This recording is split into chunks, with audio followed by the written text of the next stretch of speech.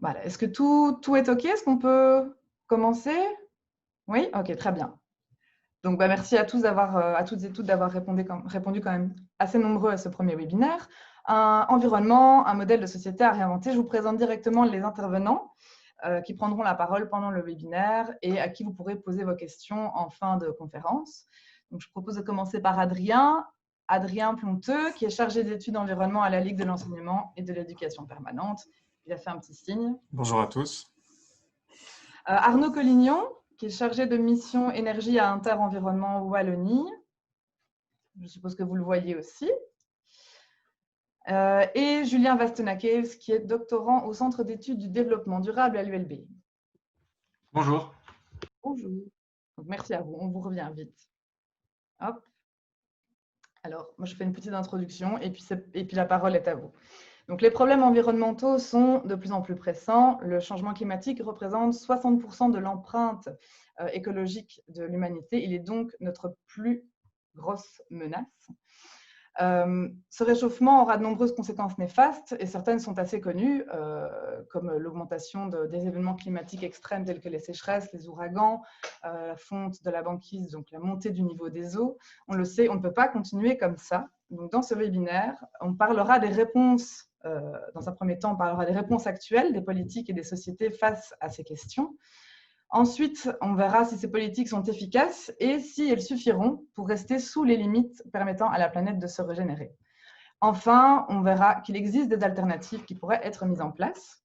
Et on commence tout de suite avec Adrien pour lancer les débats. Quelles sont les politiques actuelles en matière de résolution de ces problèmes environnementaux et qu'est-ce que tu peux nous en dire?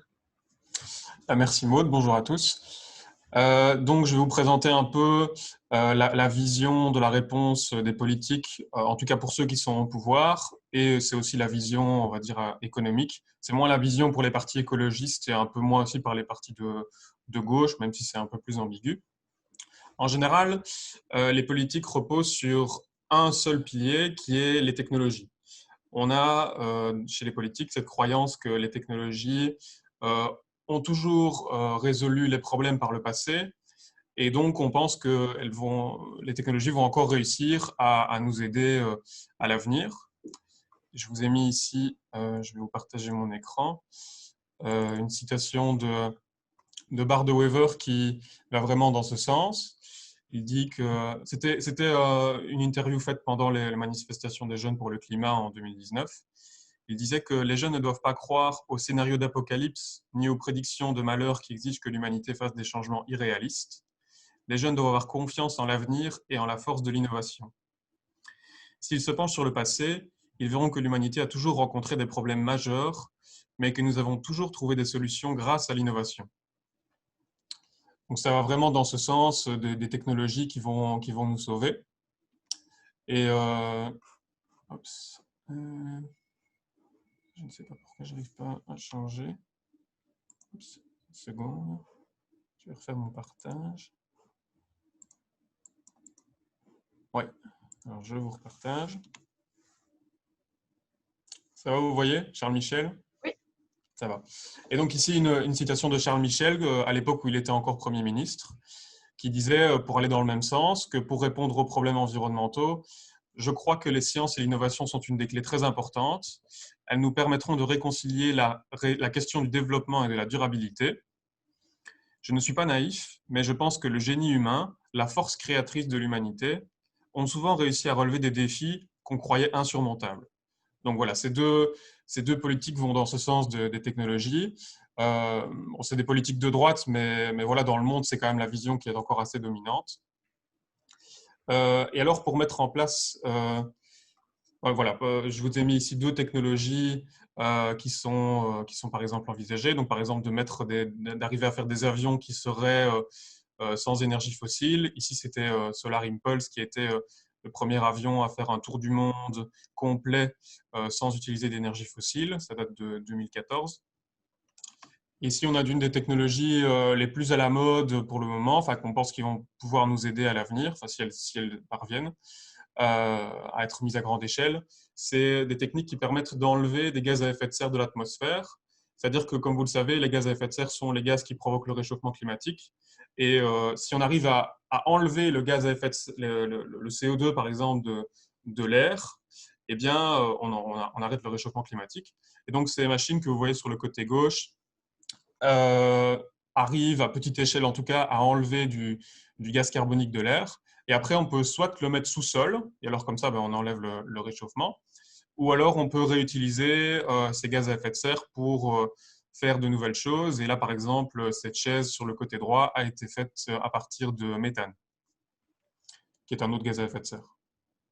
Donc, pour arriver à mettre en place ces technologies, eh bien, il faut mettre en place des politiques qui favorisent l'innovation. Et en général, ben, on prône la libre entreprise, les startups, l'entrepreneuriat. Et aussi, une des politiques très importantes, c'est lié à la croissance économique.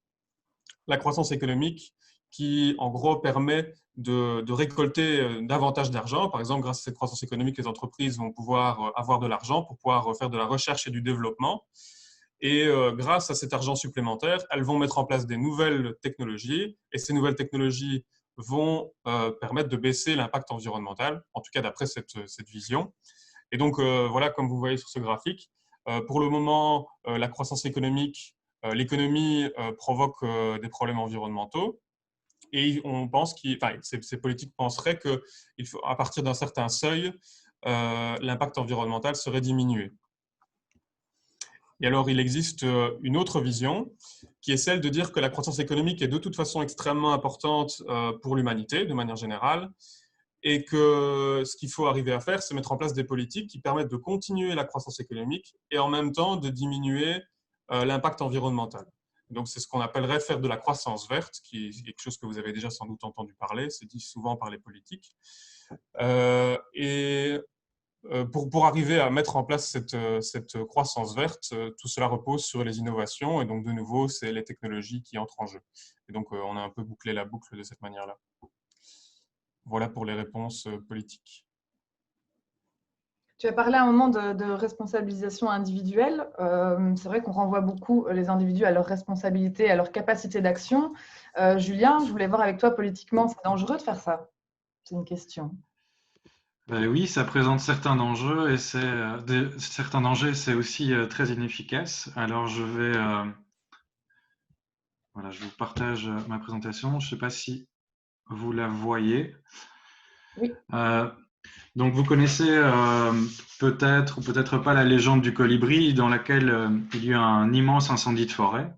Tous les animaux terrifiés, atterrés, observaient impuissants le désastre. Seul le petit colibri s'activait, allant chercher quelques gouttes avec son bec pour les jeter sur le feu. Après un moment, le tatou, agacé par cette agitation dérisoire, lui dit « Colibri, tu n'es pas fou, ce n'est pas avec ces gouttes d'eau que tu vas éteindre le feu. » Et le colibri lui répondit « Je le sais, mais je fais ma part. » Ce récit est assez enthousiasmant, en tout cas il enthousiasme beaucoup de gens, mais il est aussi critiqué, il est assez problématique pour réaliser un changement profond de société, et je vais essayer d'expliquer pourquoi. Parce qu'à travers ce récit, c'est l'individu qui est considéré comme le moteur du changement. Il suppose que le changement se produit si chacun fait sa part. Cette logique de la responsabilité individuelle, elle imprègne aussi de nombreuses politiques. Donc, je pense directement, par exemple, à la mise en place de labels de sensibilisation des consommateurs ou des mesures un peu, par exemple, maintenant, si vous laissez votre moteur allumé lorsque vous êtes à l'arrêt en voiture, vous pourriez dans certaines situations être passible d'une amende. On pourrait se dire, cela va quand même dans la bonne direction, mais alors pourquoi ce récit et la logique qui sous-tend ces mesures seraient problématiques? En fait, c'est parce qu'il n'invite pas à réfléchir aux causes de l'incendie, si on reprend l'image du colibri. Et plutôt que de lancer quelques gouttes sur le feu, le colibri n'aurait-il pas gagné à mobiliser les autres animaux pour réfléchir à comment éteindre le feu, identifier les raisons de l'incendie et empêcher que ça se reproduise? En se concentrant sur les individus et les consommateurs en particulier, on a tendance à oublier le système économique capitaliste, le système de production, ses mécanismes, ses acteurs influents, tels que les grandes entreprises qui se retrouvent souvent hors du radar des actions, des politiques, invisibilisées. En ce sens, cette pensée colibri ou cette hyper-responsabilisation est une stratégie dépolitisante. On agit plus de manière collective, mais elle est aussi inefficace. Et là, je vais passer à la slide suivante. En fait, cette logique d'individualisation, elle est alignée avec les théories en économie et en psychologie qui voient les comportements comme le résultat de choix d'individus rationnels ou presque rationnels, qu'il suffirait de conscientiser, d'inciter de manière à corriger leur comportement ou en tout cas les influencer de façon à ce qu'ils fassent des meilleurs choix. Et en fait, ces théories, elles sont balayées par d'autres théories sociologiques plus récentes et plus plus solides, selon moi, qui voient donc cette approche comme réductrice et donc complètement insuffisante. On a notamment les théories des pratiques, donc qui se focalisent sur les pratiques et pas sur les individus, sur la manière dont ces pratiques sont adoptées, comment est-ce qu'elles évoluent ou comment elles disparaissent. Les pratiques, elles sont routinières, on les réalise essentiellement par habitude plus que par choix conscient. Quand on fait la plupart des choses qu'on fait, on les fait de façon, sans y réfléchir profondément. Mais ces pratiques, elles s'ancrent de notre quotidien en fonction de différents éléments. Il y a les infrastructures matérielles. Donc, par exemple, si on parle de la pratique consommer bio et de saison, les aspects matériels, ça inclut les magasins à proximité, le vélo ou la voiture que vous utilisez pour vous y rendre. C'est votre horaire de travail qui conditionne le moment où vous pourrez matériellement vous rendre pour faire vos achats, pour cuisiner, et etc., etc. Mais aussi du savoir-faire. En continuant avec cet exemple, comment reconnaître des légumes de saison, savoir les cuisiner, etc. Et un certain sens qu'on donne à ces pratiques. Vous le faites pour des raisons de santé, des raisons environnementales. Dans cette perspective-là, l'action ne peut pas se résoudre à essayer de rendre les individus plus rationnels. Il y a différentes composantes aux pratiques qui évoluent, qu'on peut faire évoluer, mais ce n'est pas forcément évident. Et donc, c'est le fait qu'on doit faire évoluer tous ces éléments ensemble qui crée une inertie incroyable dans les comportements. Et donc, pour vaincre cette inertie, il y a le philosophe et sociologue Théodore Tchatsky qui identifie notamment certains leviers de changement. Donc, agir sur ces aspects matériels, savoir-faire et le sens donné aux pratiques, diminuer le soutien que certaines pratiques apportent à d'autres pratiques indésirables, puisque ces pratiques sont connectées entre elles. Donc, par exemple, si on veut favoriser la pratique du vélo pour se rendre au travail, on peut essayer de diminuer la pratique qui consiste à aller travailler tous les jours loin de chez soi.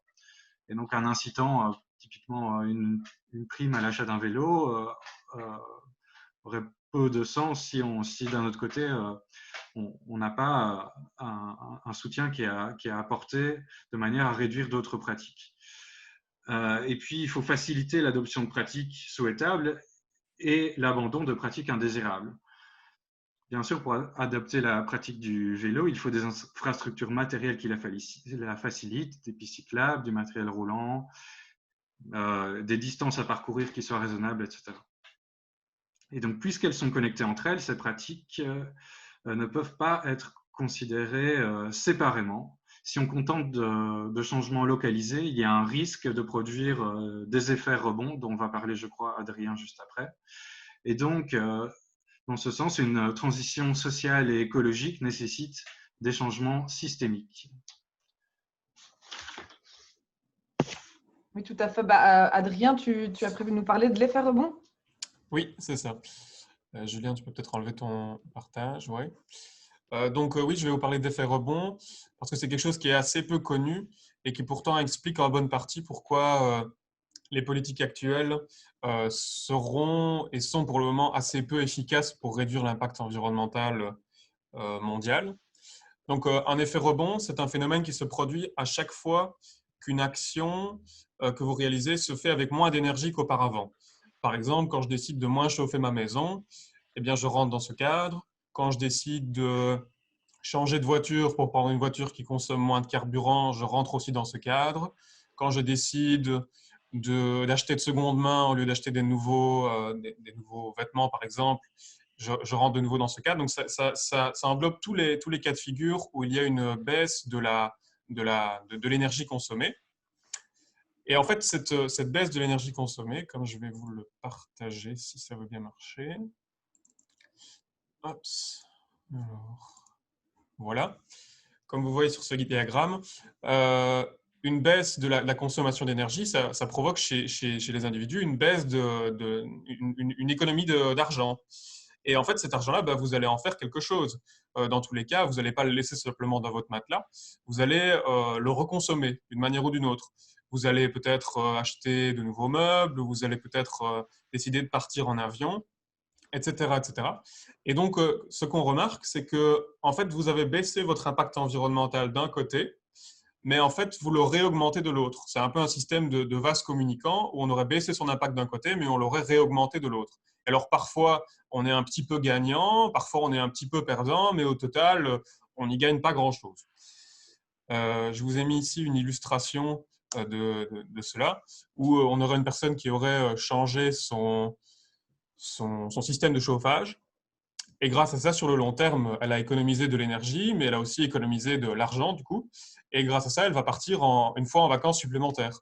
Et quand on voit ce cas de figure-là, en tout, l'impact environnemental de cette personne a été assez vite augmenté, puisque prendre l'avion est une action très impactante. Et donc, pour en revenir à ce que disait Julien sur l'individualisation des réponses environnementales, cela explique aussi pourquoi les individus ont assez peu de marge de manœuvre pour répondre aux problèmes environnementaux, parce qu'il y a beaucoup de choses que l'individu fait en pensant qu'il fait une bonne action, mais qui en fait mènent à un effet rebond. Donc, c'est assez difficile. Et pour réduire les effets rebonds, il faudrait de nouveau des politiques mises en place au niveau collectif pour les diminuer. Et au-delà de ça, ça explique aussi pourquoi les technologies vont avoir difficile à nous aider beaucoup. Parce que beaucoup de technologies qui sont mises en place actuellement servent à augmenter ce qu'on appelle l'efficacité énergétique. L'efficacité énergétique, c'est un mot que vous avez peut-être déjà entendu parler, qui signifie que pour faire la même action qu'auparavant, on met en place une technologie qui permette d'utiliser moins d'énergie pour la faire. Donc, par exemple, quand on met en place une nouvelle technologie permettant à une voiture de consommer moins de carburant, eh bien, on a augmenté l'efficacité énergétique. De la même manière, quand on invente des nouvelles technologies permettant de mieux isoler sa maison, etc., etc., c'est beaucoup de technologies actuelles, eh bien, dans tous ces cas de figure, on rentre dans le cadre de l'effet rebond. Et donc, de nouveau, l'impact environnemental n'est pas réellement diminué. Ici, je vous ai seulement présenté l'effet rebond au niveau individuel, mais il existe aussi des effets rebonds au niveau collectif, par exemple du fait que voilà, ce que je vais reconsommer va réaugmenter la consommation d'autres personnes, etc., etc. Bon, c'est beaucoup plus compliqué à prendre en compte, mais il y a des études qui ont montré que par le passé, quand on prend en compte toutes les technologies qui ont augmenté l'efficacité énergétique, eh bien, au global, elles ont diminué l'impact environnemental de leur cas précis, mais au global, elles ont augmenté tellement la consommation mondiale que l'impact environnemental a augmenté et pas diminué.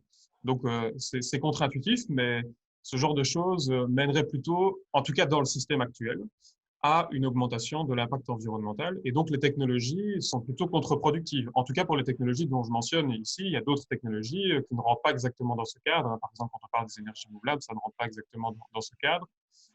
Voilà. Et en complément, ça explique aussi pourquoi il sera difficile de mettre en place une croissance verte. Donc, comme je vous en ai parlé dans ma première partie de présentation, donc la croissance verte, c'est l'idée qu'on arriverait à faire une croissance économique qui, en même temps, diminue l'impact environnemental. Pourquoi est-ce que ce n'est pas possible? Parce que la croissance économique, dans le système actuel, elle favorise l'innovation technologique. Et l'innovation verte, comme je viens de l'expliquer, une bonne partie d'entre elles ne va pas mener à une diminution de l'impact environnemental. Et donc, de ce fait-là, la croissance verte est extrêmement difficile à atteindre. Et d'ailleurs, quand on regarde les données du passé, assez peu de pays ont réussi à en produire. Et les seuls pays qui sont parvenus, c'était des pays européens lors des dernières années. Ils ont très peu, ils ont fait une réduction, par exemple, de gaz à effet de serre qui était minime par rapport à ce qu'il faudrait faire pour arriver à zéro émission d'ici 20 ou 30 ans, ce qui est demandé par l'accord de Paris. Donc voilà, je vous explique un peu l'effet rebond.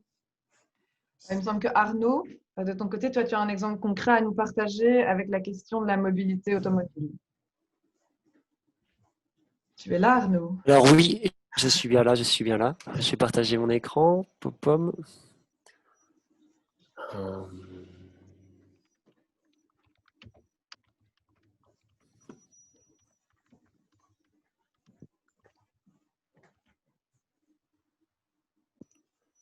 Voilà, voilà. Donc moi, je vais vous parler, on a bien parlé de la nécessité de modifier structurellement les choses. Je vais utiliser un exemple concret qui est les transports en Belgique. Comme vous le savez, peut-être les consommations d'énergie et donc les émissions de gaz à effet de serre qui sont liées au transport en Belgique ont tendance à augmenter ces toutes dernières années, ou en tout cas à se stabiliser, comme on peut le voir sur le graphe ici avec la ligne bleue. Et on voit que dans un scénario où on arriverait à décarboner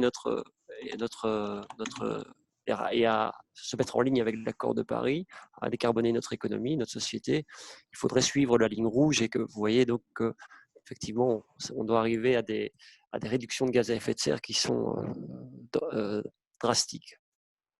Pour y arriver, évidemment, il faut savoir à quoi sont liées ces émissions de gaz à effet de serre. Et on voit qu'en fait, on voit sur ce graphe ici, le petit graphe à gauche de l'écran, vous voyez qu'en fait, les émissions de gaz à effet de serre en rouge suivent en fait la ligne bleue principalement, qui est le facteur déterminant pour voir quelles sont, pour déterminer ces émissions de gaz à effet de serre. Et en fait, c'est la demande en transport, c'est la consommation de transport, le nombre de kilomètres qu'on effectue par an.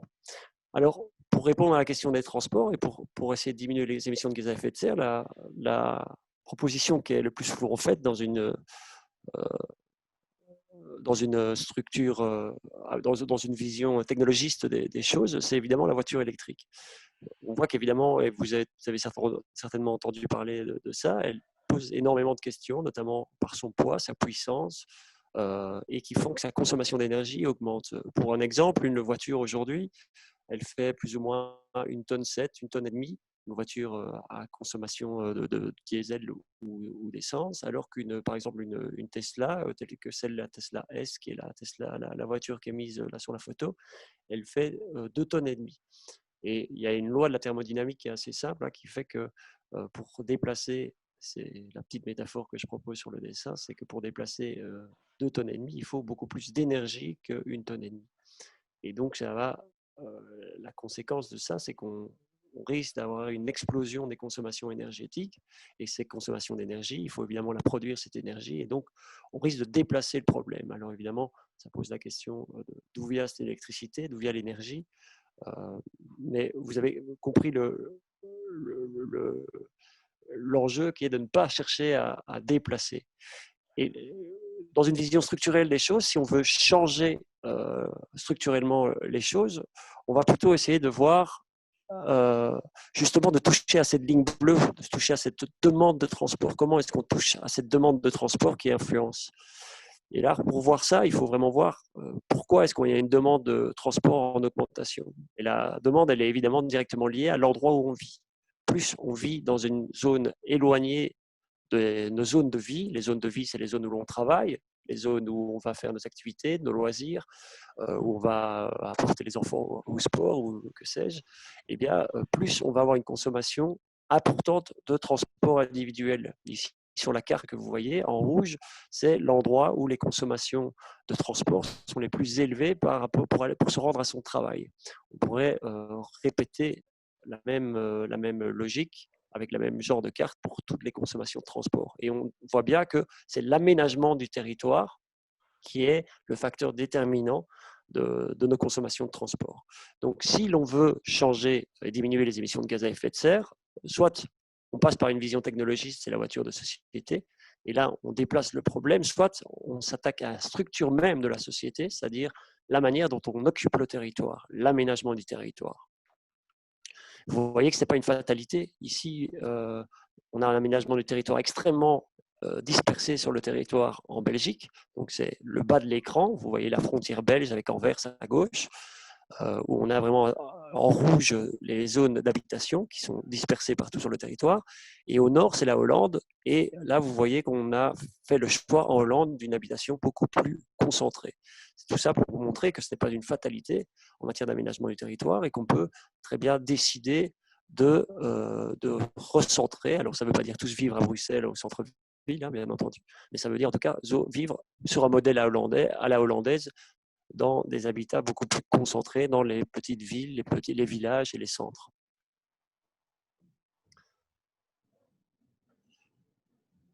Voilà, ça sera pour la deuxième partie.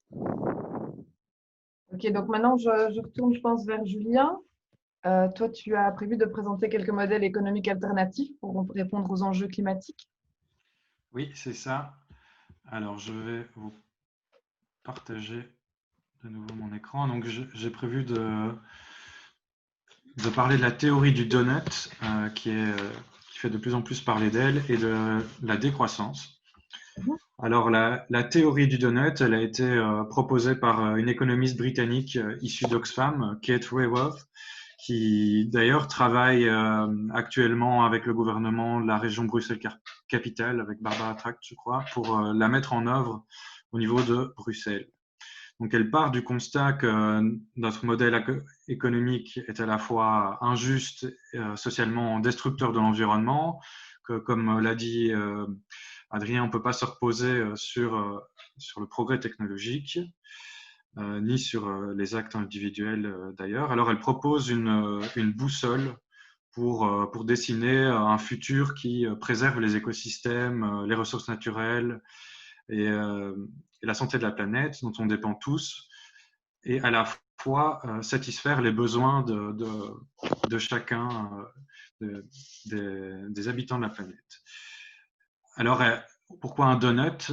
C'est pas parce que les donuts sont bons pour la planète, ça j'en sais rien, mais c'est plutôt la forme, donc avec un cercle intérieur qui représente le plancher social, les besoins matériels, voire immatériels auxquels chacun a droit. Donc là, on voit, il y a l'accès à la santé, à l'alimentation, à de l'eau, à un revenu, de l'éducation, etc.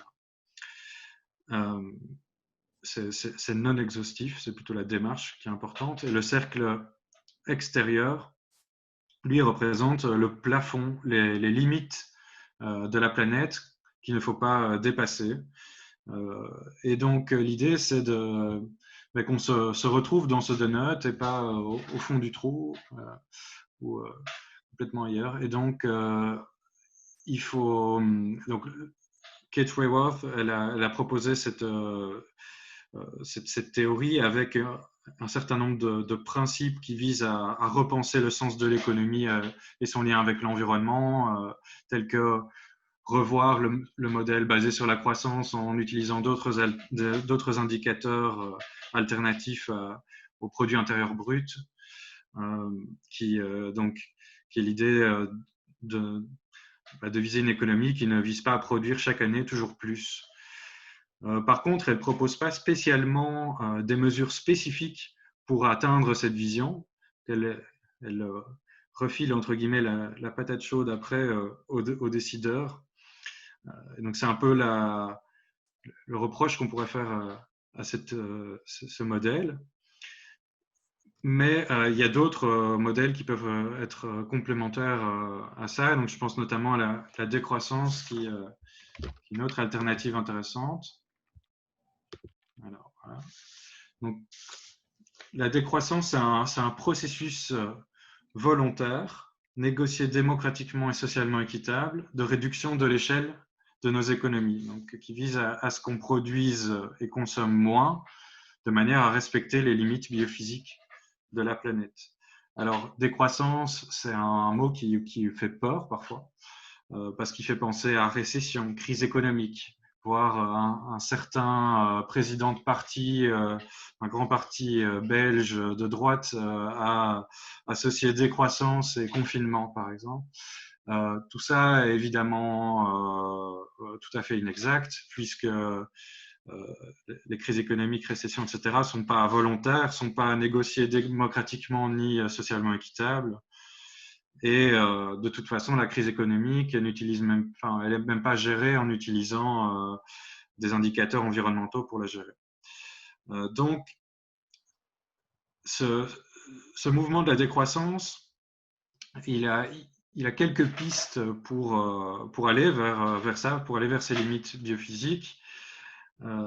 Et donc, il propose notamment de se reposer sur une série d'alternatives économiques, notamment citoyennes, donc des circuits courts, des éco-villages, des coopératives d'énergie et dans d'autres domaines, de manière plus générale, par l'émergence d'organisations de l'économie sociale et solidaire, donc c'est-à-dire toutes des organisations, des entreprises où les valeurs sociales et environnementales priment sur la production matérielle et la génération de profits. Donc ça, c'est d'une part. Et d'autre part, c'est la mise en œuvre de politiques qui visent à réduire la dépendance de nos économies par rapport à la croissance. Donc ça, par exemple, donc, comme on l'a déjà dit, c'est l'utilisation d'indicateurs alternatifs au produit intérieur brut, donc comme s'inspirer de pays. Il y a déjà des initiatives qui ont été prises d'ailleurs en région wallonne, notamment par rapport à ça, mais donc il faut prendre des indicateurs qui mesurent notamment le bien-être, l'égalité sociale, le respect d'un certain nombre de besoins de base, un peu comme dans la théorie du donut, et qui mesurent les impacts environnementaux. Il y a aussi l'idée assez forte de réduction collective du temps de travail, puisque l'idée, c'est de produire moins globalement et de consommer moins. La décroissance promeut aussi de diminuer globalement la quantité de travail et de mieux se la répartir. Propose aussi souvent un revenu de base et un revenu maximum. En tout cas, ça ne fait pas toujours l'unanimité, mais en tout cas, l'idée est de réduire les inégalités socio-économiques. Et puis, il y a cette idée de sortir un peu de cette cage du consumérisme en réduisant la publicité, en luttant contre l'obsolescence programmée, investir dans une mobilité durable, un aménagement du territoire durable, avoir une fiscalité environnementale qui va taxer les transports polluants. Et puis, il y a des réformes vraiment aussi très, très profondes de notre système capitaliste, la décroissance fait aussi la promotion d'une réforme de la monnaie. Je pense que Arnaud va parler par la suite de la planche à billets, notamment, de l'utilisation de la monnaie, qu'est-ce que c'est et comment est-ce qu'on s'en sert pour la transition sociale et écologique, et de la finance qui a tendance à transformer les entreprises en entités qui vont avoir un impératif de croissance et donc de destruction de l'environnement. Voilà, ce sera tout pour la décroissance, mais on pourra en discuter tout à l'heure. Et merci Julien. Oui Arnaud, on avait déjà vu ton slide passer, mais donc la question des politiques de relance post-Covid qu'on aborde avec toi. Alors voilà, moi je vais vous parler. Alors ici, vraiment, je ne prétends pas du tout avoir une réponse à tout ce que je vais développer ici. C'est vraiment un sujet sur lequel on essaie de travailler, nous, chez IOE depuis quelques temps. Mais c'est par rapport à quelque chose qui est vraiment en train de se passer. Et je vais vous proposer quelques réflexions pour nourrir vraiment votre réflexion personnelle là-dessus. Et je suis vraiment preneur pour vos interventions par la suite, quand on aura l'occasion de discuter. Je vais vous parler de l'impact de la planche à billets. Alors la planche à billets, d'abord, qu'est-ce que c'est sur l'environnement et sur le climat? C'est vraiment un gros point d'interrogation, d'autant que depuis 10 ans maintenant, on a eu via l'intervention des banques centrales européennes, banques centrales américaines, banques centrales japonaises principalement, donc les banques centrales qui sont les banques des banques, il y a eu elles ont injecté énormément d'argent, énormément de liquidités dans le système économique, et ce sans compter, absolument sans compter. Ici, par exemple, vous voyez, depuis 2014, au niveau européen, par exemple, ce qui a été injecté, en sachant qu'ici, on parle en milliards d'euros. Donc, c'est vraiment des sommes gigantesques d'argent qui ont été injectées. Ce qui a été, par exemple, injecté, c'est 21% du PIB. On parlait du PIB juste avant, mais le PIB, c'est du PIB européen. Donc, on est vraiment dans des échelles de valeur gigantesques. Et la chose intéressante, c'est que ces injections massives d'argent neuf, de nouvel argent, il s'agit bien de nouvel argent ici, sont souvent présentées comme une solution pour sauver la planète, pour aider le climat. On dit, voilà, ça va permettre d'investir dans le renouvelable, dans la rénovation des bâtiments, et ça va sauver la planète. Ici, c'est une autre enveloppe. Donc, on est à 3 350 milliards injectés depuis 2014 dans l'économie européenne. Alors, comment est-ce que ça marche? Pour essayer de comprendre si cette injection massive d'argent va pouvoir vraiment aider à sauver la planète, il faut d'abord essayer de comprendre comment ça marche. Alors, d'abord, on a un système financier qui fonctionne avec l'interaction qui se passe entre les institutions financières, les banques, les investisseurs, qui prêtent de l'argent à l'État ou aux entreprises. Elles prêtent de l'argent ou elles achètent des obligations. Et des obligations, c'est comme des actions, ce sont des titres financiers à l'État et à l'entreprise. Alors, ce qui est intéressant à constater, c'est que la Banque centrale européenne, donc la BCE ici, n'achète pas directement les obligations aux États pour injecter l'argent. Elle va acheter elle-même, réacheter sur un marché qu'on appelle secondaire, les obligations qui ont été achetées dans un premier temps par les institutions financières. Donc on parlera d'un marché secondaire. La Banque centrale européenne n'achète pas directement les obligations aux États pour leur permettre de s'endetter à bon marché. Le but de toute cette manœuvre ici, c'est que le taux d'intérêt, c'est assez compliqué, peut-être un peu compliqué, mais c'est que le taux d'intérêt des États reste bas. Donc les États, le taux d'intérêt des obligations qu'ils émettent dépend du fait que les banques veuillent ou non acheter les obligations qu'ils émettent. Et le fait que les banques et les institutions financières veuillent acheter ou non les obligations d'État dépend du fait que ces institutions pourraient elles-mêmes leur vendre. Et qu'est-ce qu'elle fait, la Banque centrale européenne? Eh bien, elle va garantir à ces institutions financières, aux banques, aux investisseurs, elle va leur garantir un rachat. Elle va leur dire, écoutez, vous pouvez acheter tout ce que vous voulez comme obligation d'État. Des Grecs, parce que moi, je vous garantis que dans tous les cas de figure, je vais vous les racheter. Et c'est comme ça, c'est ça le principe, c'est ça qu'on essaye de faire avec ce système, c'est de garantir les taux d'intérêt bas pour les États et que les États puissent continuer à s'endetter bon marché. Ça a eu un impact avec la flexibilité budgétaire dont je ne parlerai pas ici, mais c'est que les États ont effectivement pu, et surtout dans le cadre de la crise post-Covid, s'endetter beaucoup plus, et ça a augmenté encore la quantité d'argent mis en circulation. Les États peuvent aujourd'hui s'endetter à des taux qui sont 0%.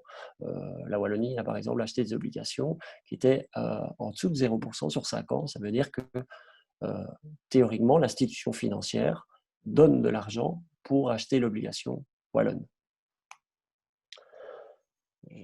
C'est là-dessus. Alors la question pour savoir quel est l'impact de cette création d'argent, de tout cet argent qui est injecté dans le système sur l'environnement, c'est de poser la question, mais où va l'argent? Pour savoir si effectivement tout cet argent qui est injecté dans le système sert-il à rénover des maisons ou va-t-il ailleurs? Alors ici, à partir de ce moment-ci, je vous donne vraiment des éléments de réflexion. Donc, nous avons ici ces 3 350 milliards injectés dans l'économie européenne depuis 3 ans. Cet argent qui est injecté dans le système financier, donc les institutions financières, les banques, les investisseurs. Et la question est de savoir évidemment que font les banques et les investisseurs de tous ces 3 350 milliards d'euros injectés dans le système depuis 2014. Est-ce qu'ils l'investissent dans des investissements durables ou est-ce qu'ils en font autre chose? Ça, c'est évidemment la question qu'il faut se poser pour savoir l'impact de cette politique. Alors, une partie, comme je l'ai dit, servira à racheter des obligations d'entreprise et des obligations d'État. Et une partie, et c'est le haut de mon graphique ici, et la partie la plus importante, servira à faire des placements financiers. Et là, évidemment, on voit que c'est toute la limite du système. Parce que d'une part, les placements financiers, c'est-à-dire qu'ils vont acheter des actions, ils vont acheter des participations dans les entreprises, ces placements financiers seront aussi fossiles. Ils vont acheter des obligations, mais des obligations d'entreprise, mais dans des entreprises qui seront également fossiles. Et enfin, ils vont acheter des obligations d'État, mais ils ne vont pas fixer d'obligation pour l'État d'utiliser l'argent prêté pour faire des investissements durables. L'État va pouvoir construire des aéroports, par exemple, avec cet argent. Et donc, on voit qu'évidemment, une grosse part de cet argent injecté va dans une économie qui n'est absolument pas durable et maintient en fait la structure d'une économie grise. Hop. Alors, pour illustrer, pour donner du chiffre un peu rapidement, par exemple ici, les obligations achetées aux entreprises, ici, depuis 2014, vous avez une estimation ici sur ce graphique de ce qui a été acheté par la BCE en tant qu'obligation d'entreprise grise.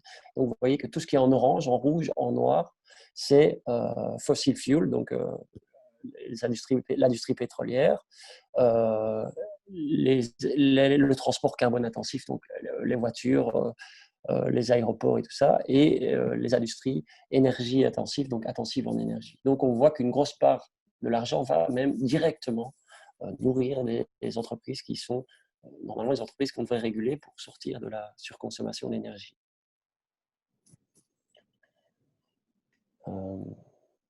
Pardon, c'est un petit peu techniquement... Deuxième élément de réponse qui est assez... c'est de savoir où va l'argent. Je vous ai parlé des placements financiers. Donc là, je reprends le graphe des 3350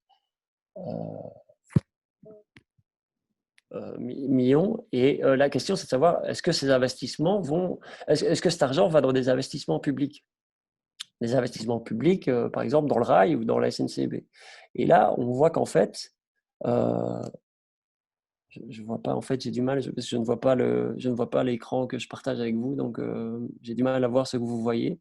Mais normalement, ce que vous voyez ici, vous voyez un graphique qui montre l'évolution, donc le premier graphe que je vous ai montré, l'évolution de l'argent qui a été injecté par la Banque Centrale Européenne, et un autre graphique qui est l'évolution des investissements publics et privés. Et donc, on voit qu'en fait, l'argent qui a été injecté ne va pas dans les investissements. Donc, on se pose la question, mais où va l'argent? Et un élément de réponse pour ça, c'est par exemple d'aller voir l'évolution en bourse. Ici, c'est la capitalisation boursière, la valorisation boursière des 500 plus grosses valeurs de la bourse américaine. C'est le graphe que vous voyez ici, le graphe vert. Et ce qui est intéressant, c'est qu'on voit clairement un lien de temporalité évident entre le moment où les banques centrales, la Fed, la Banque centrale européenne, ont commencé à injecter des liquidités de manière massive dans l'économie à partir de la crise de 2009, ici 2008, et le moment où la bourse, ici c'est les 500 plus grosses valeurs boursières US, s'est envolée. Alors, c'est qu'un élément de réponse, parce que les chiffres ne coïncident pas, mais ce qui est sûr, c'est que on peut tirer comme conclusion qu'une part significative de l'argent qui est injecté ne sert absolument pas à ce pourquoi on l'injecte. Il ne sert pas à rénover des maisons, il ne sert pas à investir dans le train, et en grande partie, il va dans la financiarisation de l'économie, il va dans la capitalisation boursière. Ici, c'est un graphe sur la bourse européenne. On voit que c'est nettement moins fort que sur la bourse américaine ici.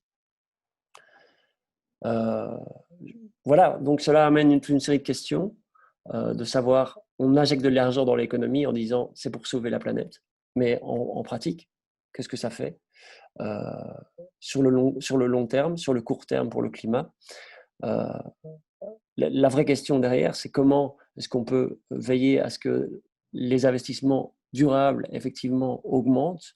On voit qu'en tout cas, injecter de l'argent ne suffit pas et que c'est structurellement qu'il faut changer le système. Il faut changer le système financier international. Et plus largement, on est vraiment en droit de se poser la question de savoir si investir peut sauver la planète. Mais ça, c'est un débat presque philosophique auquel on ne pourra pas répondre aujourd'hui. Merci Arnaud. Je pense qu'on touchait à la fin de la présentation, donc la première partie de ce webinaire. L'idée, c'est de passer ensuite à des questions des participants. Donc, vous aviez le chat pour nous envoyer vos questions par écrit, parce qu'avec les caméras et les micros, ce sera pas possible. Donc voilà, en attendant que des questions apparaissent, disons que ce sur quoi on est resté avec toi, Arnaud, c'est pas très positif. Après, on le sait que ça ne va pas. Mais est-ce que de ton côté, toi, tu as quand même, est-ce que tu es quand même optimiste pour l'avenir ou... Et si quelqu'un d'autre veut répondre, évidemment, Alors moi ça fait 12 ans maintenant que je travaille sur les questions environnementales et cette question, on me la pose à peu près à chaque fois que je participe à un événement public. Et je réponds à chaque fois avec la métaphore du camion. On est dans un camion qui accélère, et il y a un mur qui arrive. La question n'est pas tellement de savoir si on va éviter le mur. En fait, je ne pense pas objectivement qu'on va éviter le mur. Et ça, c'est évidemment l'aspect de la réponse qui n'est pas optimiste. Par contre, pour ceux qui malheureusement ont déjà fait un accident, vous saurez que faire un accident à 50 km/h ou faire un accident à 100 km/h, ça fait une grosse différence sur les dommages qu'on aura, les dommages corporels qu'on aura. Eh bien, je pense que c'est ça la réponse. On doit absolument ralentir le camion pour prendre le mur le moins vite possible. Donc ça c'est l'aspect, je pense, le plus positif des choses. Et c'est pour ça qu'à mon avis, j'arrive à continuer à travailler sur cette question depuis 12 ans. Et pour ralentir le camion, il faut imaginer des mesures politiques collectives. Je ne sais pas s'il y a un des deux autres intervenants, si toi aussi Arnaud, vous voulez enchaîner sur comment mettre en place ces alternatives, lesquelles prioriser peut-être. C'est compliqué comme question, hein, mais oui, c'est clair. Pour continuer ce que disait Arnaud, je voulais dire qu'on sait que c'est en période de crise que les grands changements se font. Quand on regarde ce qui s'est passé par le passé, c'est à peu près toujours après une grande crise, qu'elle soit économique ou autre, sanitaire comme celle que l'on vit, qu'il y a des grands changements qui se font. Je voyais encore ce matin que l'OCDE était en train de réfléchir à mettre en place un système de taxation des multinationales au niveau global et donc d'éviter, peut-être en partie en tout cas, qu'il y ait que l'évasion fiscale puisse se faire et donc tout l'argent de Google et autres aille dans les paradis fiscaux. Ça, c'est des choses qui n'auraient pas été envisageables avant une crise, enfin, sans une crise. Et je pense que toutes les idées liées à l'environnement, il faut qu'elles continuent, elles doivent maturer pour que quand il y ait une crise qui arrive, et je pense que c'est déjà le cas maintenant, et qu'il faut que les idées qui soient dans l'air soient le plus possible, aillent à l'oreille des politiciens et qui se mettent en tête qu'il faut des grands changements. Je veux dire, quand on voit l'accord de gouvernement belge, ils ont quand même fait des choses au niveau social qui n'auraient sans doute pas été envisagées il y a un an d'ici. Voilà, moi j'espère que la crise actuelle provoquera déjà des changements et peut-être qu'il y aura encore besoin de crises supplémentaires pour provoquer des changements plus importants, mais bon, je trouve que c'est déjà une lueur d'espoir en tout cas. Oui, je pense que les crises peuvent être des accélérateurs de dynamique. Bien sûr, les crises en elles-mêmes ne vont pas produire du changement. Après, tout dépend de comment est-ce qu'on s'en empare. Et je pense que les modèles alternatifs, tels que ceux que j'ai présentés, mais il y en a plein d'autres, ne vont jamais être mis en place d'un coup et entièrement. Je pense que ça reste toujours des sortes d'idéaux. Et donc, je pense qu'on doit effectivement tout faire pour faire ralentir le camion, pour reprendre l'image. Et donc, quand on peut mettre un pied dans la porte, il faut parfois saisir l'opportunité.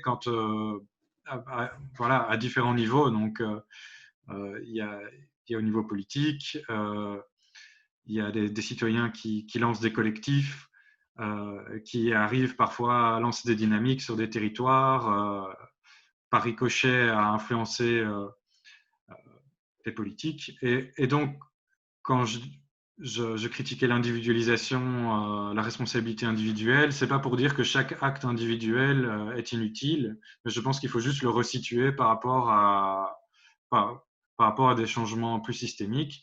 Et donc forcément, les changements systémiques commencent par des actions collectives, et les collectifs qui sont eux-mêmes constitués d'individus. Et donc, on doit pas être non plus trop terrifié par ce qui arrive, sinon on risque d'être paralysé et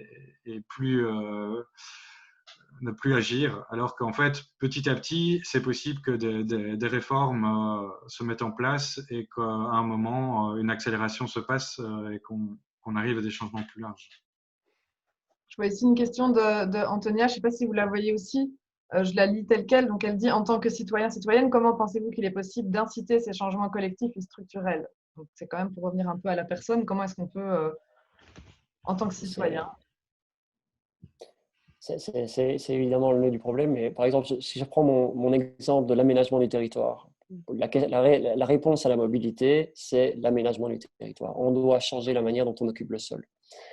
Eh bien, typiquement, c'est quelque chose qui doit être fait au niveau politique. C'est assez facile. On sait comment on doit faire une politique pour rendre les villes agréables, on doit favoriser la rénovation des bâtiments. Enfin, tout ce qu'on doit faire est relativement facile.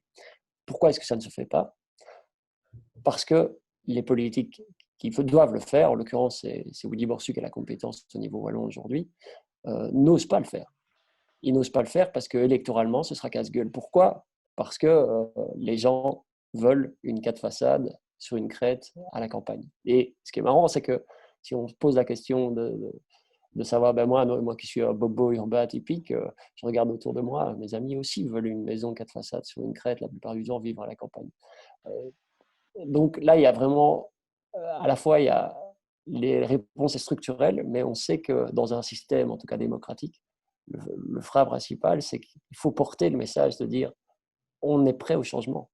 Il faut le porter autour de soi, il faut le porter auprès de ses amis, il faut le porter auprès de ses proches, il faut devenir un leader d'opinion là-dessus pour porter ce message de dire on ne va pas résoudre la crise environnementale sans des changements structurels, et des changements structurels qui affectent parfois des choses auxquelles on se croit attaché. Je pense vraiment qu'il y a moyen de vivre dans des centres, pour reprendre cet exemple de l'aménagement du territoire, dans des zones de centralité, de manière parfaitement heureuse. Vivre sur une crête en pleine campagne n'est pas forcément la voie du bonheur, j'en suis persuadé. Je ne sais pas s'il y a quelqu'un. Donc, je vois, il y a d'autres questions. Mais comme je vous écoute en même temps. Je voulais, par rapport à cette question-là aussi du Oui. collectif, je pense que donc il est assez, je trouve de mon point de vue que les politiques actuelles sont quand même en décalage avec beaucoup de sujets de société, et je pense que ça a un rapport avec le système politique dans lequel on vit. C'est pas juste les politiciens qui sont comme ça arrivés en étant juste inadéquats. C'est le système qui a choisi les gens qui ont été inadéquats pour répondre aux problèmes environnementaux. Et donc, je pense que tant qu'il n'y aura pas de changement du système politique, ça va être difficile. Et par exemple, quand en France, l'année passée, ils ont mis en place la Convention citoyenne pour le climat, c'était une alternative très intéressante pour pouvoir faire du changement. Donc, en gros, pour situer, c'était une alternative où 150 Français ont été tirés au sort pour essayer pour réfléchir aux questions environnementales et pour essayer de trouver des solutions politiques aux enjeux, pour arriver à ce que la France soit à peu près zéro carbone en 2050, je crois. Et ils se sont réunis, ils ont vu tout un tas d'experts, l'État français leur a mis en place les ressources dont ils avaient besoin pour interroger les gens qu'ils avaient envie d'interroger. Ils ont mis en place ils ont vu des économistes, des sociologues, des politiciens. Ils avaient avec eux des avocats, etc., pour mettre en place des lois, proposer des lois qui pourraient après être mises en place par l'État français. Et quand on voit les propositions avec lesquelles ils sont arrivés à la fin, c'est vraiment très différent de ce que les politiques actuelles mettent en place. Et ça montre bien que les citoyens, quand on leur explique bien les choses quels sont les problèmes, etc., ils vont arriver avec une réponse qui est différente de celle d'un politicien qui, lui, a choisi sa vie comme étant politicien et est là pour ça, et pour son électorat, par exemple, comme disait Arnaud. Et donc, je pense que ce genre d'alternative démocratique peut être vraiment très utile et pourrait lancer un vrai changement beaucoup plus rapide que les politiques actuelles.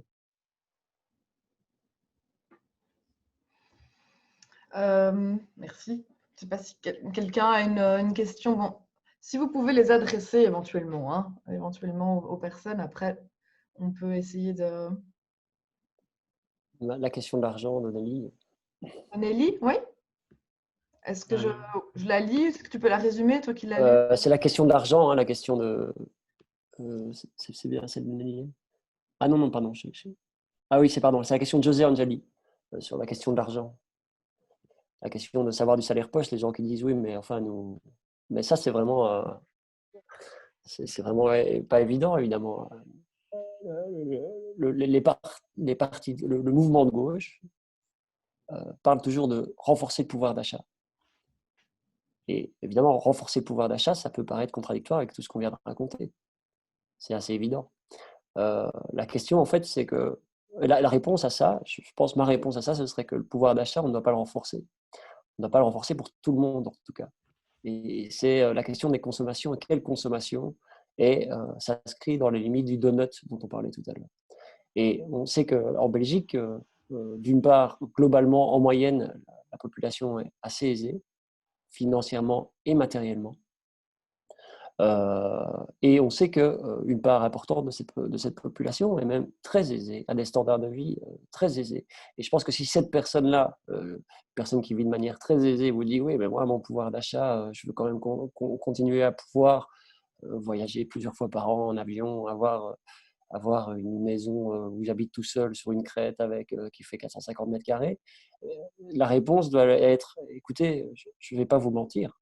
Je pense que il va falloir réfléchir chacun de son côté à ce qui est vraiment important dans la vie, et pour soi et pour les générations futures.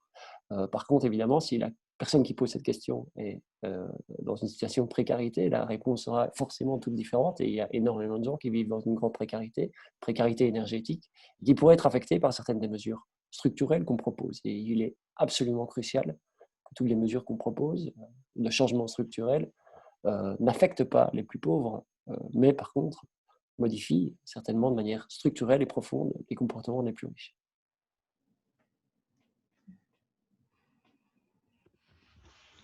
Alors, il y a Emma Obermer qui demande s'il y a des partis politiques qui soutiennent la décroissance, mais elle met / de notre économie. Ouvertement, la décroissance en Belgique, je ne crois pas. En tout cas, pas des partis qui ont des représentants.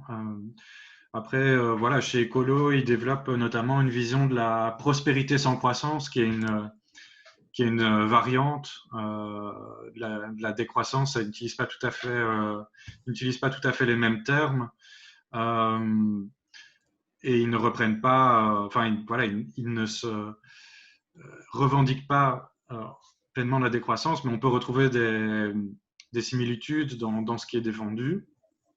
Et puis, il faut dire que le mouvement de la décroissance, ce n'est pas non plus quelque chose de parfaitement unifié. Il y a aussi des différentes tendances. Et donc, voilà, c'est aussi une question stratégique de ne pas forcément reprendre ce terme-là. Et pour le donut, en tout cas, au moins écolo, dans le sens où, à la région bruxelloise, c'est à l'initiative de ministre écolo que le donut a été repris comme concept, mais je ne sais pas si d'autres partis s'en sont emparés. Et je vois qu'il y a une question si on a des retours sur les visions donut sur Bruxelles, et qu'est-ce que ça apporte en termes de vision, débat ou changement concret. Alors pour le moment, je pense que c'est encore à l'état de projet. Moi, je ne suis pas de près le processus, mais de ce que j'ai entendu, l'idée, il y a un projet qui va durer encore jusqu'au printemps prochain en principe, qui va produire des outils d'analyse, des guides d'action pour aider le politique, parce que ça permettra de définir, d'avoir des instruments qui permettront aux politiques de voir si leur action a les caractéristiques d'une transition vers ce donut. Et donc, l'idée, c'est je pense, de faire des ateliers participatifs qui vont prendre en compte aussi, donc, qui vont faire intervenir des citoyens, des associations, l'administration, etc. Donc, ça va aussi un peu dans le sens de laisser, je dirais pas que c'est une prise de décision, mais en tout cas, ça fait déjà intervenir un peu comme l'initiative en France dont Adrien parlait, ça fait intervenir une plus grande diversité d'acteurs de la société, dont certains qui sont plus ou moins invisibles dans les institutions démocratiques actuelles. Par rapport aux partis politiques, j'ai lu quelque part, je ne me souviens plus exactement où, que Philippe Lambert, qui est président du coup des Verts, enfin d'Écolo pour l'Europe et qui, si je ne me trompe pas, pour la législature passée, était le coprésident d'Écolo européen. Lui, il défend une vision. Je me souviens qu'il avait dit que, en gros, il avait des idées proches de la décroissance, mais qui ne pouvait pas se revendiquer de la décroissance parce que c'était politiquement indéfendable. Parce que c'est un concept qui est souvent mal compris, qui est souvent vu comme négatif et qui a été tellement vilipendé par beaucoup de gens que on ne peut pas le dire qu'on l'est, même si on l'est à peu près. Mais c'est clair qu'il y a des gens chez Écolo qui sont assez proches de cette vision. Et on parle aussi parfois, pour ne pas parler de décroissance, certains parlent de post-croissance pour dire qu'on met en place des systèmes qui ne se basent plus sur la croissance. Pas dire spécialement qu'on fait tout ce que dit la décroissance, mais qu'au moins on cherche à mettre en place un système qui ne se base pas sur la croissance. Et par exemple, en Belgique, dans l'accord de politique régionale de l'année passée du gouvernement, enfin du gouvernement wallon, je n'ai pas été voir pour le gouvernement belge, mais je sais que pour le gouvernement wallon, le mot croissance économique n'est mentionné aucune fois sur à peu près 100 pages, ce qui montre bien que donc, les trois partis en pouvoir ont fait en sorte de ne pas mentionner ce mot-là. Ce n'est pas un hasard. Sinon, soyons clairs, le MR, je suis à peu près sûr que le MR n'aurait pas… Si on l'avait laissé seul au pouvoir, il aurait mentionné ce mot-là. Donc, ça doit certainement être un accord entre eux. Certainement que c'était une idée d'écolo. Et je sais aussi notamment que Pierre-Yves Géolet, donc qui est… c'est un des ministres importants du MR au gouvernement. Au début, il était plutôt favorable aux solutions technologiques de croissance et qu'après lecture de certaines choses, il a changé assez fort son idée. Donc voilà, les mentalités changent quand même un peu, en Wallonie en tout cas. Donc voilà.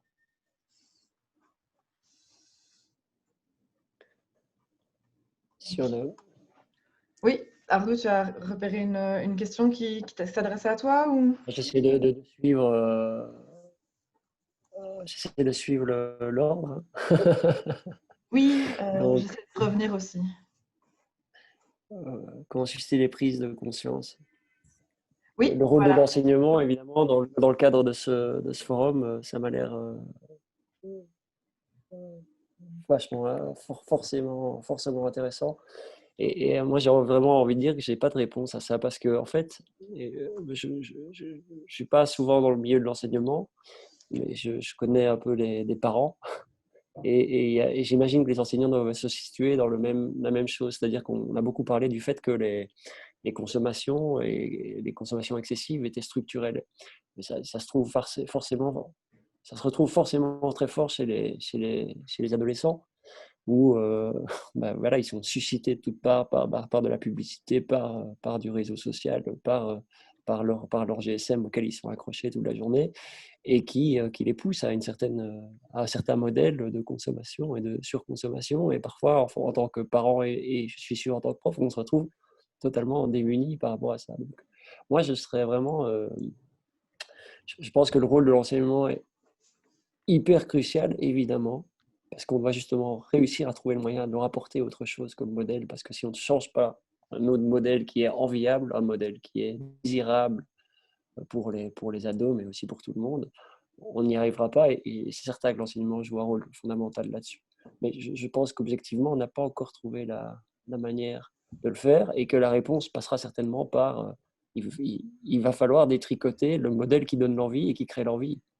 Et le modèle qui crée leur vie, c'est cette publicité, on va devoir réguler l'espèce de brainwashing, de lavement de cerveau qui nous arrive de toutes parts et qui nous pousse à la consommation excessive. C'est une vision personnelle et on n'y est pas. Oui, moi je trouve aussi que l'enseignement a évidemment un rôle primordial. Moi, quand je repense à ma scolarité, je pense on avait déjà pas mal à travers les cours la possibilité de questionner certains préjugés, certains discours un peu construits, faciles, qu'on entend dans les médias, mais qu'on questionne, enfin qu'on remet pas souvent en question. Et donc, je pense qu'il faut vraiment accentuer. C'est primordial que les élèves, que les jeunes aient les clés de lecture qui leur permettent pas forcément d'avoir un nouveau modèle clé en main, mais qui puissent comprendre dans quelle société ils vivent, comment est-ce qu'elle fonctionne. Et alors moi, c'est vraiment purement un avis personnel, mais je trouve qu'il n'y a pas, peut-être que ça mériterait d'avoir plus d'enseignement interdisciplinaire, c'est-à-dire focalisé sur des problèmes et tels que, je sais pas, la mobilité, l'alimentation, et de pouvoir aller rechercher des ressources depuis tous les horizons, que ce soit aussi en dehors du cadre de l'école. J'étais vraiment très impressionné, moi, par certains élèves qui ont participé aux marches pour le climat l'année dernière, à voir à quel point ils arrivent à s'emparer d'enjeux, construire un discours très bien ficelé et très, très solide par rapport à certaines questions. Et donc, je pense qu'il faut laisser, en tout cas, l'opportunité aux élèves de s'emparer eux-mêmes de ces questions et d'aller chercher des clés de lecture là où elles se trouvent. Et donc, mais bon, voilà, n'étant pas, enfin, je suis enseignant, je suis assistant à l'université, mais c'est un autre, enfin, c'est pas la même chose. Donc, évidemment, je prétends pas apporter des solutions clés sur porte. Je vois deux questions qui sont arrivées par rapport à l'effet rebond, donc je peux peut-être en discuter. Donc il y a Julia Zakaria qui demande si ce serait possible de les éviter si l'argent était mieux distribué dans notre société. En partie. En fait, c'est surtout une question de dire que c'est surtout une histoire de consommation. Et donc, si cet argent que j'ai économisé d'un côté est réinvesti de l'autre côté, bah, ça va d'office réaugmenter l'impact environnemental parce que ça va provoquer une consommation supplémentaire. Mais la question, c'est est-ce que cette consommation est nécessaire ou pas? Si je suis une personne qui n'a pas assez pour remplir mes besoins, c'est peut-être très très bien de pouvoir isoler mes murs et après de pouvoir vivre plus décemment. Ça semble évident. Et par contre, si je suis une personne plutôt riche et qui a déjà largement assez que pour vivre une bonne vie, c'est peut-être pas nécessaire. Donc, c'est clair que la redistribution peut être utile. Mais par rapport à ça, par rapport à l'effet rebond, faudrait pas penser non plus que toutes les actions vont être, on va dire, d'office mauvaises. Il y a aussi des actions qu'on peut faire avec cet argent qui vont peut-être aller dans le sens du monde qu'on voudrait. Et donc, dans ce sens-là, je ne sais pas, je vais dire un exemple parmi d'autres, mais si je décide de donner de l'argent à une ONG qui va défendre cette vision, ben, je peux lancer un processus qui va lancer un monde un peu différent, etc., etc. De la même manière, si je mets mon argent dans des investissements durables au lieu de les mettre dans une banque traditionnelle, ça peut avoir des effets bénéfiques. Voilà, plusieurs exemples. Si je décide de mettre des panneaux solaires, par exemple, ça peut aussi être vu comme une bonne chose, même si ça peut aussi être susceptible de lancer des effets rebonds. Il n'y a pas vraiment de solution miracle par rapport aux effets rebonds, en tout cas pas pour le moment. C'est quelque chose qui a été, en tout cas pour le moment, assez peu recherché. Mais il semble que ce serait bien de mettre un plafond de consommation, ou en tout cas que nos consommations soient proportionnées au prix environnemental de notre consommation. Si par exemple je décide de partir, par exemple dans l'exemple que j'avais noté, où la personne décide de changer son système de chauffage et décide de partir en avion avec cet argent gagné, eh bien, elle peut le faire parce que l'avion ne coûte pas cher. Alors que le transport en avion est une des choses les plus impactantes en termes de gaz à effet de serre.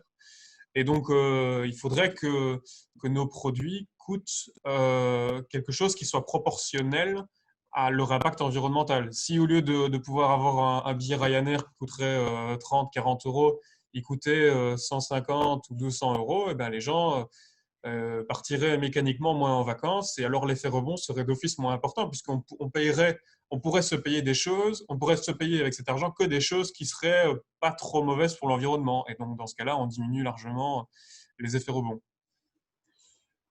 par exemple.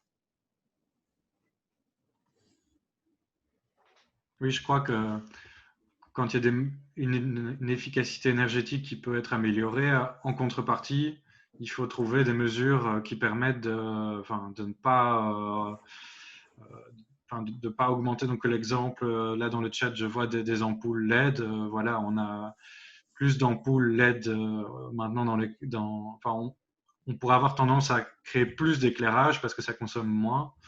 Mais donc effectivement, des réglementations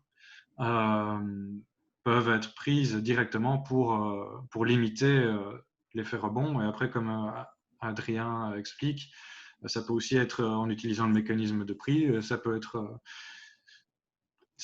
d'autres mesures, mais l'important, c'est en tout cas de voir ça de manière systémique et se dire, OK, si on met ça en place, quels sont les effets possibles et, et donc agir en fonction. Alors, je vois qu'on a skippé la question de Nelly sur les 30% de fonds verts, l'obligation pour le budget européen qui est effectivement donc la Commission européenne avec le Parlement a proposé de réserver autour de 30% des fonds de nouveau budget pour le climat. Et donc les États doivent ou peuvent en tout cas conditionner leurs aides à l'investissement vert. Et quel sera l'impact pour la Belgique? Ça, très brièvement, pratiquement d'ici avril 2021, la Belgique va devoir rendre un plan, le plan de résilience et de relance. Donc, on va devoir se coordonner avec les régions et le fédéral, ça va être marrant. Et effectivement, pour atteindre une somme qui est réservée, accéder à une somme qui est réservée qui est de 5 milliards d'euros, et une part de cette somme devra être, le chiffre, c'est 40% qui est cité pour le moment, discuté au Parlement européen. Une part de cette somme devrait être attribuée à des investissements pour le climat. Bon, alors évidemment, la grande question, c'est de savoir c'est quoi un investissement pour le climat.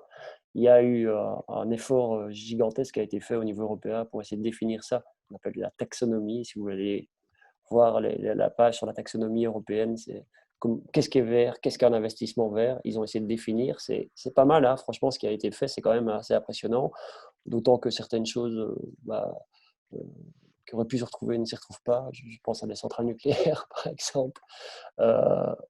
Mais donc, il reste quand même, étant donné la difficulté qu'on a à définir ce qui est vert, qu'est-ce qui est bien pour la planète, une voiture électrique, typiquement, va se retrouver dans un investissement vert. Et voilà, moi, une Tesla S, je ne pense pas que ce soit un investissement vert. Une Zoé, certainement plus. Et de la mobilité électrique urbaine, à condition qu'on ne change pas de trottinette toutes les 3 semaines, je pense que ça, c'est définitivement un investissement vert. Donc, c'est compliqué de placer le curseur et de dire qu'est-ce qui est vert, qu'est-ce qui ne l'est pas. Et on sait évidemment que ça va ouvrir la porte à pas mal de petits trucs comptables de la part des États pour savoir dire ouais, on a atteint largement notre 30% d'investissement vert ou pas. Bon, écoutez, il est 12h27. Je ne sais pas si là, quelqu'un voulait enchaîner. Sinon, je proposais de terminer par une question qui revient sur les valeurs. Je ne sais pas si vous l'avez vu à votre écran, sur votre écran. Donc, comment et en quoi intégrez-vous la question des valeurs et des engagements? Amorcez-vous des modes de conscientisation, de production et de consommation durable pour les individus du secteur de l'enseignement? Comme ça, on clôture sur l'enseignement. Et la question des valeurs, je ne sais pas qui…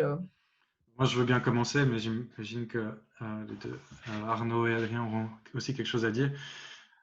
Moi, je pense que plutôt que de conscientiser sur les modes de production et consommation durable, il faut vraiment conscientiser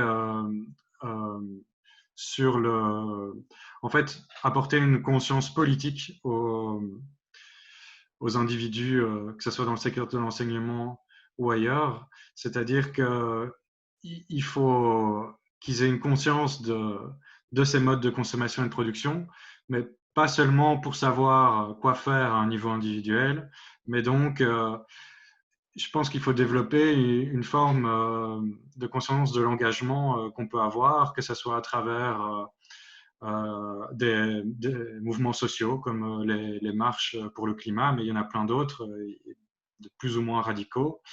Une bonne compréhension des institutions politiques, de comment est-ce que ça fonctionne, comment est-ce que la société change aussi, avoir des clés de lecture issues de la sociologie, des sciences politiques. Je pense qu'il faut voilà, former des individus conscients politiquement, conscients des enjeux systémiques et de la pierre qu'ils peuvent apporter par rapport à ça. Par rapport aux questions de l'enseignement, pour élargir le débat, pour aller dans ce sens-là, sur les questions de la conscientisation par rapport à la production et à la consommation, à la Ligue, on a un projet qui s'appelle Conscience numérique durable, qui cherche à conscientiser sur les impacts du numérique sur la société et sur l'environnement. Et une des choses qui nous a frappé, c'est que enfin, une des choses qu'on essaye de mettre en avant, pardon, c'est de quoi on a besoin pour vivre une bonne vie. Par exemple, on va dire que pour, le numérique est quelque chose qui peut être très utile quand il est utilisé d'une bonne manière. Par exemple, quand je peux pouvoir communiquer avec quelqu'un de ma famille qui habite à l'autre bout du monde, c'est quelque chose de super. Mais il y a d'autres utilisations qui ne sont pas nécessairement soit utiles, soit nécessaires, parce qu'elles ont un grand impact environnemental. Et alors, on essaye enfin, on est en train de mettre en place les outils où on essaiera de faire se demander aux élèves qu'est-ce qui est nécessaire dans ta vie, qu'est-ce qui est bon dans ta vie, qu'est-ce qui est peut-être pas si bon dans ta vie. Et si tu te rends compte que ces choses-là ne sont peut-être pas si bonnes ou pas spécialement utiles alors qu'elles ont un impact environnemental important, peut-être pas pour ou peut-être qu'elles ont un impact social important sur des gens en Afrique qui sont dans les mines, eh bien peut-être que tu peux réfléchir à diminuer ta consommation de ce point de vue-là et donc vraiment de revenir à qu'est-ce qui est important pour les individus. Et donc, oui, je pense que cette conscientisation-là est importante dans les écoles.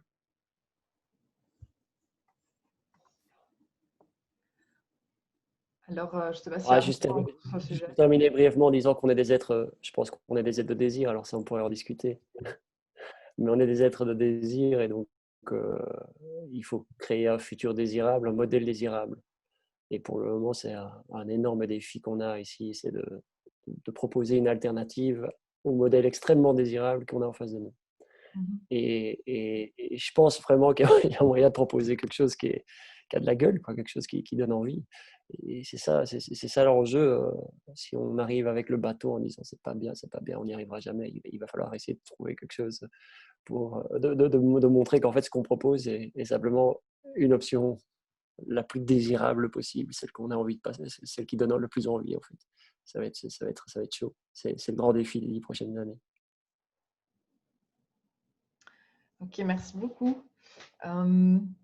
Pour clôturer, je veux juste d'abord remercier les intervenants, évidemment. Merci aux participants et participantes pour vos questions. Je voulais juste encore partager un dernier écran avec l'étude que Adrien Ponteux pour la Ligue de l'enseignement a menée. Et vous avez donc sur la droite, ça c'est son étude. Et sur la gauche, c'est un des numéros de notre revue Éduquer, qui est un mensuel, le mensuel de la Ligue de l'enseignement et d'éducation permanente. Donc ça, c'est le numéro du mois de juin. Sachez que vous pouvez les retrouver tous les deux sur le site de la Ligue, donc www.ligue-enseignement.be. L'étude, vous pouvez également la commander si vous le souhaitez. On fait juste payer les frais de port. Mais elles sont toutes les deux donc en PDF sur le site internet de la Ligue. Voilà, je ne sais pas si quelqu'un a encore envie de rajouter quelque chose dans les intervenants. Je voulais juste dire que dans le dossier, donc à gauche, sur ton image, Julien et Arnaud y ont aussi participé. Tout à fait. Merci à Adrien. Donc voilà. Julien, Merci beaucoup, merci pour l'animation, merci pour les exposés des deux autres intervenants et pour les questions très intéressantes. Oui, merci également. C'est très À chouette. tout le monde. Bon, on À va bientôt tous tout le monde. quitter cette réunion. Alors, à une Ouais. prochaine. Au revoir. Au revoir. Au revoir. Au revoir tout le monde.